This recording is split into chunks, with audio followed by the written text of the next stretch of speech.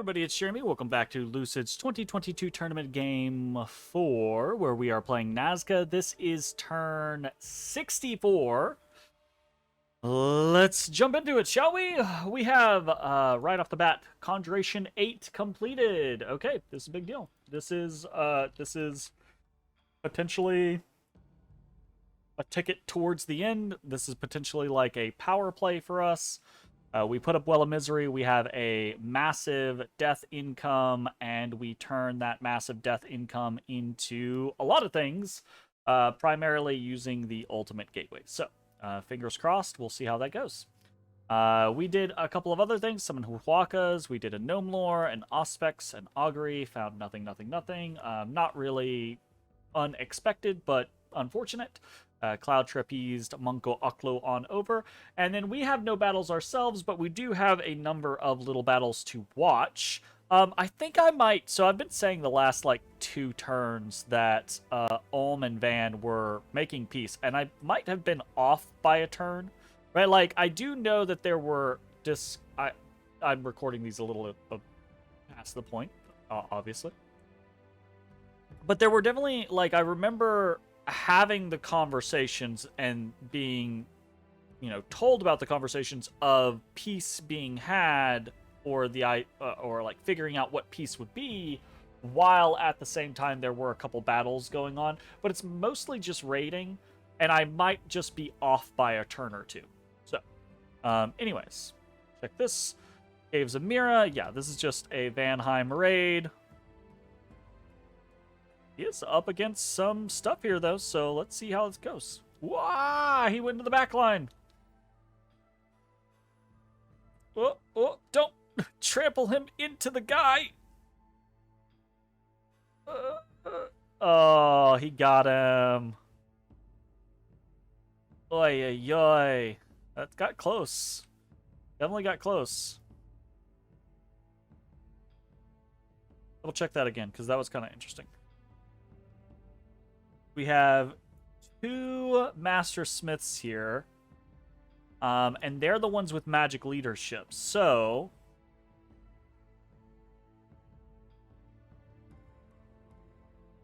the Earth Elementals come out.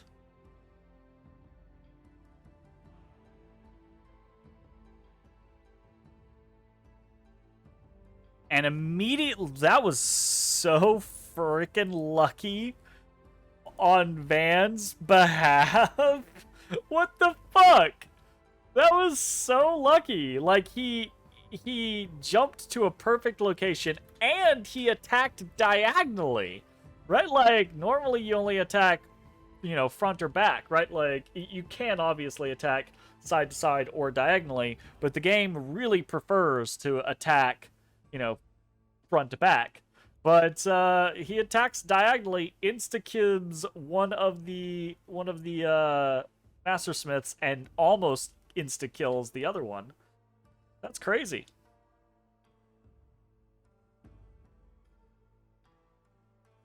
And then pops the other one. Wow, holy shit.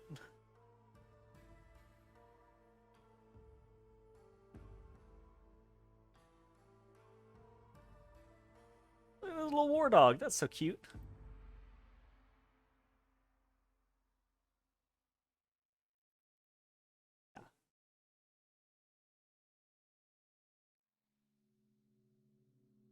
Interesting that there are a couple of attacks coming out, because none of these guys have magic leadership now.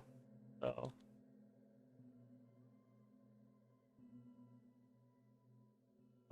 yeah, that was pretty interesting. Okay, and then Vanheim in Ashdod. Just a little scout pinging. There's nothing there to watch. Cool. Okay, so this is actual other stuff. Ulm attacking in Green Coast and Blackport. So Green Coast is over on their western front.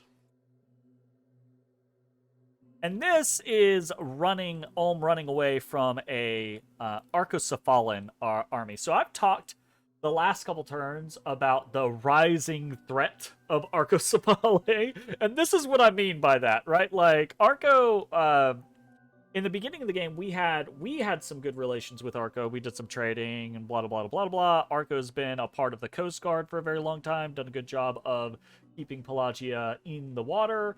And then, I can't remember exactly when, but I think it was around like turn 50 or so, the Arcocephalan player had to sub out, and we got a new player in, Stone Troll, who has been helming Arcocephale since I think that's approximately around the right time.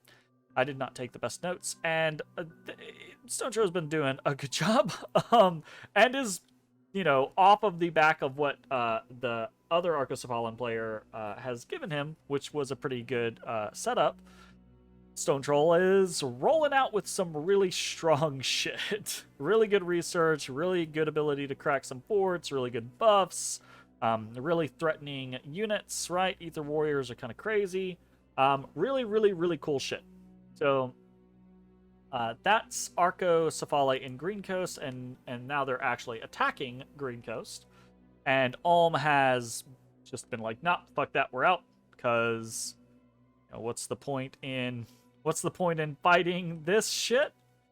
So Ulm loses Green Coast, and then in Blackport,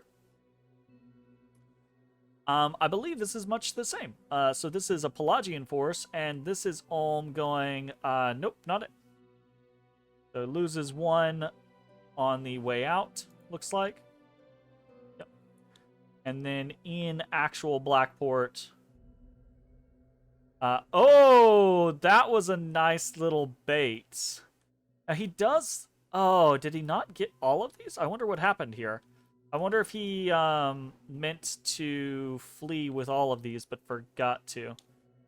He does try to pull a little, what is this, Vapor Flames? But Pelagia sniffs it out. Wow. Okay. Interesting. Okay, so those are the battles. Nothing really doing for us. We got a couple of unexpected events. In Golm, a treasure has been found. So we got some gold, air gems, water gems, and a lodestone amulet. Cool.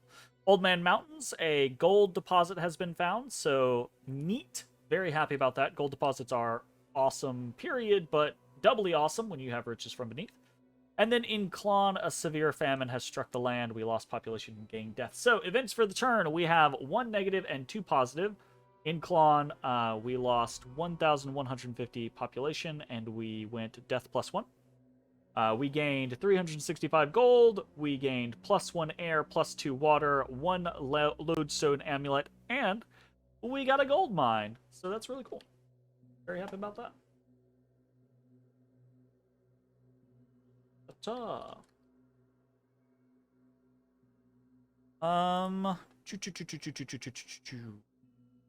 Monko Aklo has foreseen a major event. We have a people's deathmatch incoming. All right, time for our werewolf to gear the fuck back up.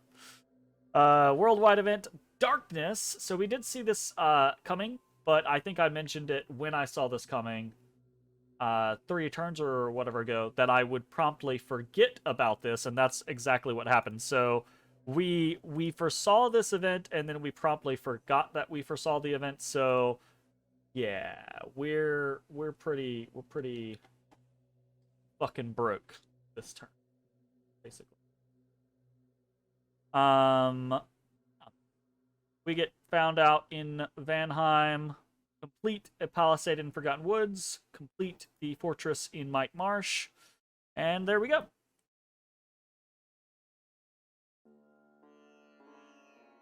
That's Forgotten Woods. We finally have a palisade up. What are we doing? Okay, so I've said this again, I think the last couple turns, that Ulm and Vanheim are having a little spat, but they are having peace. I think I'm off by like a turn or two.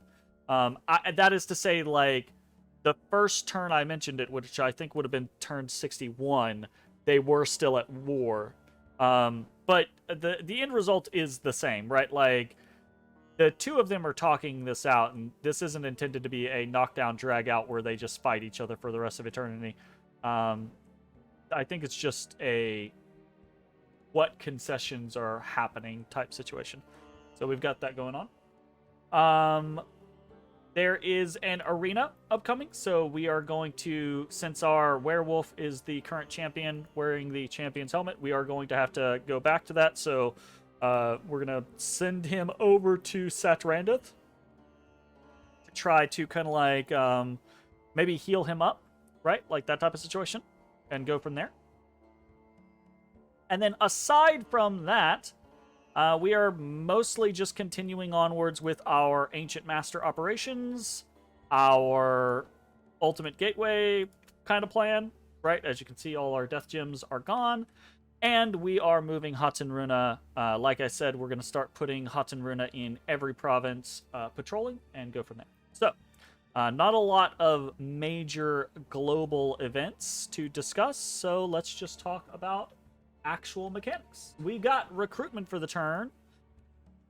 Hiya! We have 2 Akla, 1 Koya, 1 Hydromancer, 5 Sun Guard, and 2 Dinyashi. So, not actually a horrible turn for us. Pretty basic. Nothing crazy to explain there. Nazca recruits for the turn. 55 Hatenruna. The Hatenruna train is back up and running. 119 Long Dead Warriors. 12 Supaya and 1 Summon Huaka for 7 Huakas. I think I will say this a couple more turns, but I promise I will get my head out of my ass eventually and move my summoning trains on over to the Forgotten Woods. But it will be a few more turns, unfortunately. I don't really know why, right? Like, because when I got the Ultimate Gateway, I freaked out. Like, I was absolutely like, oh my god, this is such a big deal, blah, blah, blah, blah, blah. And then I went through... I mean, it's an excuse, but it's the only way I can really explain it. Like, I was going through a bunch of big projects at work, and literally the very next day I was just like, I think we extended through this time period a couple of times, and I was just like, I have no mind for what's going on for Dominions, right? Like, cool, peace, cool, Well of Misery, done, right? Like that was the game plan. So it's unfortunate, but it is what it is. We'll fix it, I promise. Special recruits. We've got 1 Direwolf and 1 Dustwalker, continuing onwards with that. I think we're up to like 30 or so Direwolves. No, only 18. It feels like more. Not even 18, 19. Or 17. We've got 10 Dustwalkers now. We're finally reanimating down in Might Marsh. Got a couple of those going on. We're getting pretty big stacks in Baral, in Forgotten Woods. Starting to get stacks over in Neefel, right? Stack of 100 there. Getting pretty big stacks in Olifa and Dutrandine. Starting to get a little bit in Omia going, right? Got big stacks in our capital.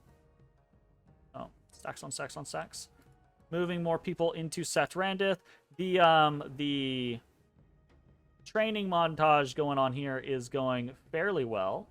Again, I wish it just organized into experience or something like that. I wish you could like reorganize. We've got a couple of people in here that have a lot of experience. And in point of fact, I actually make the decision on some of them to go for the 200 mark, because you get another pip at 200, I believe. So, is what it is. I don't know that that's worth it. Probably isn't worth it. I probably should just be shipping them out, rotating them. I kind of think that's the thing that really like takes my attention for the next like little while, is I start getting into this little rhythm of every day when I open the client, I pull out each of these and I start searching through, and I'm like, okay, pull out anything over 100, pull out anything over 100. You know, I don't have to do that with the living units. I only have to do that with the undead units and the magical beings, but it is what it is. Okay.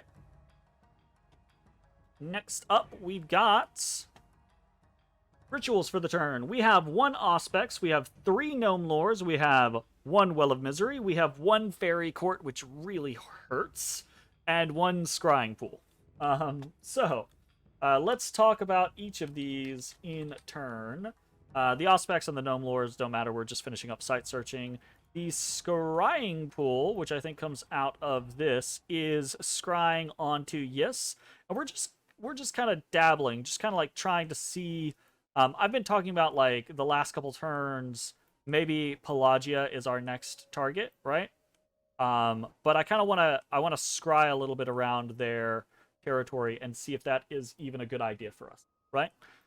We start scrying on some of their capitals and being like, oh, look at this stack of 600 units, and I'm gonna be like, oh well, you know. Anyways, so that's one thing that's going on.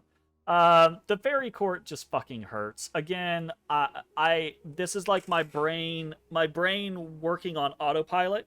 I had already been of the mindset that once we hit Conjuration 8, we were going to start doing things like fairy court, and also potentially fish for some elemental royalty, right? Fairy court specifically, though, because we don't have good nature access. We only have nature 1s plus the nature 2s out of the gnomes, right? These nature 2s, which we can turn into higher, right? We can take nature 3 and then strength of Gaia into nature 4, and then if we put a moonbite on them, they're nature 5. So they can do most everything for us, but they are also relatively slow. That move 12, right? So a fairy queen, however, is very fast, and not only is going to give us good nature, but also gives us good access to air, both which we have air, right? But again, it's mostly shallow air more often than not, right? So just something that I have been kind of like on the autopilot of, we want to do a fairy court, we want to do a fairy court, we want to do a fairy court. And now obviously I should come the fuck over here and done the fairy court there, because we lose a 16 gems off of doing this here, I believe. Right? Yeah. 40%, 16 gems, I think is correct. So we lose 16 nature gems doing this. You know what I should do? I kind of plan on doing this. You know what? We should do it this turn. We should do it this turn. We should totally do it this turn. I'm going to do...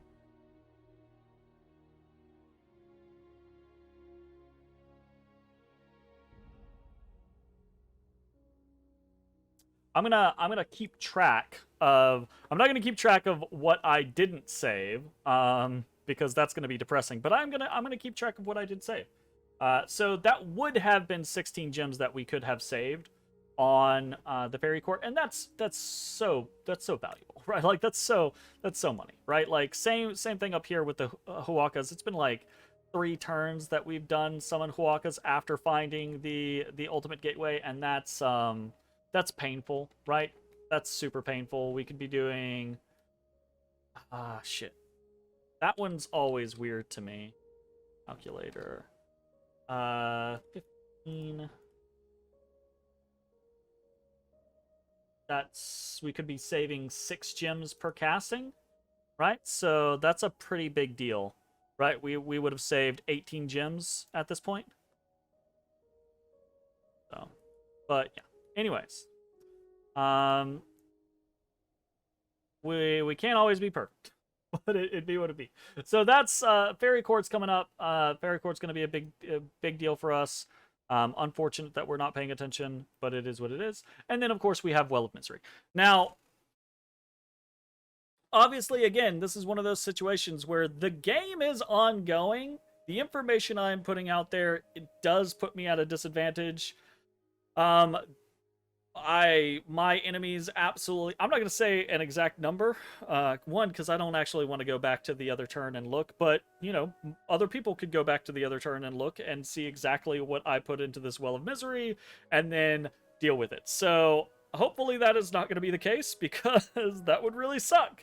But it is what it is, right? I say that. That is kind of a... That's kind of ruining things. I apologize to anyone who watches this for the intent of being surprised by things. So, my apologies, but yeah, it is a situation. So let's go ahead and check this out. Well of Misery costs a base of 80. 40% of that is what, 36? 32.